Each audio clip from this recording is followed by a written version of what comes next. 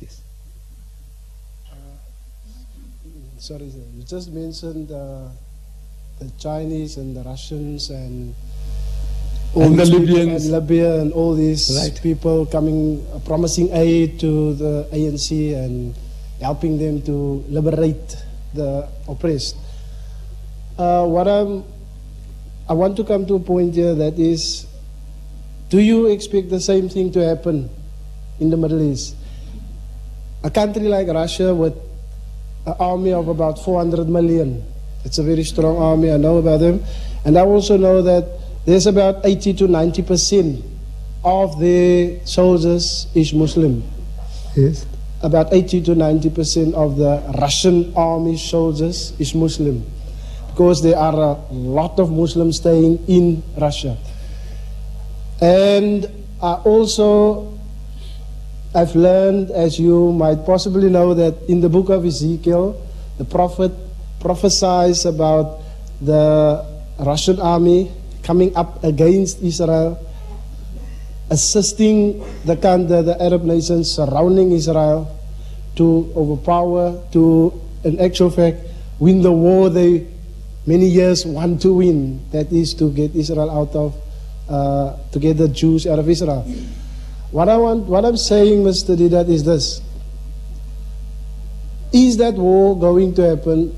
You know that Ezekiel in the chapter 38 prophesies about that. Is that war going to happen? Do you expect America, as you have just said, to intervene and help the Israelis in that war? You see, my son, I don't live in false hopes, these prophecies. People have been waiting for Jesus Christ to come. Do you know that? For 2,000 years. It was any time now. He said, before you go over the cities of Israel, I'll be back. He's telling his disciples, when they persecute you in one city, flee into another. And they persecuted, flee into another. And before you go over the cities of Israel, I'll be back. And they fled, and they fled, and they died, and they rotted in their graves. 2,000 years have gone, and it still hasn't come yet. So, I don't believe in waiting with open mouth for somebody to come along and pull the chestnut out of the fire for you.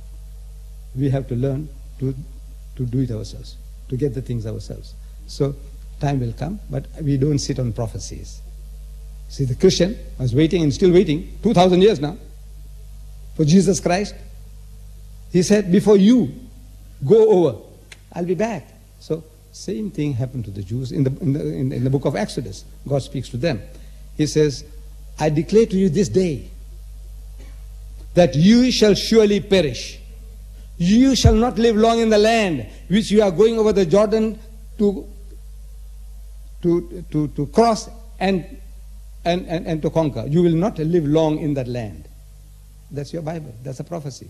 But I said, tell the Muslims, I said, no, don't wait on that. You have to learn to get the things that you want. You have to pay for it. You have to sweat for it. Don't wait for things to happen from heaven, because heaven doesn't work that way.